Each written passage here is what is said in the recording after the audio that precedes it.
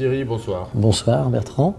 Au webstaff du CREG, on reçoit régulièrement, même si ce n'est pas très fréquent, mais régulièrement des patients en échec, des fiches de patients en échec des traitements actuels qu'il faudra donc retraiter.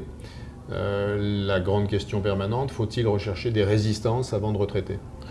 Alors Bertrand, en fait la réponse est nuancée. Moi je vais te parler uniquement des patients en échec de traitements antiviraux de première génération, c'est-à-dire Harvoni, l'association Sofosbuvir-Lédipasvir, et une belle cohorte américaine de vétérans, tous en échec de ce traitement pendant 8 semaines et des génotypes 1A.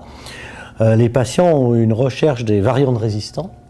Et ce qui est intéressant, c'est qu'on sait que le plus délicat, ce sont les variants de résistants NS5A, puisqu'il n'y a pas de variant de résistant NS5B.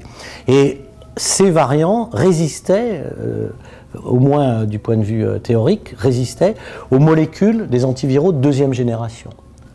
À peu près de la même façon, c'est-à-dire Velpatasvir et Glycaprevir. D'accord ? Et Pibratasvir. Et Pibratasvir, pardon. Et ils ont été retraités comment? Ils ont été retraités par plusieurs types d'associations, c'est-à-dire Maviret, c'est-à-dire donc Glycaprevir et Pibratasvir, par Sofosbuvir plus Velpatasvir, c'est-à-dire Epclusa, et par également la même association plus le Voxilaprevir. Mais il y a eu aussi un bras, Zepatir plus Sofosbuvir.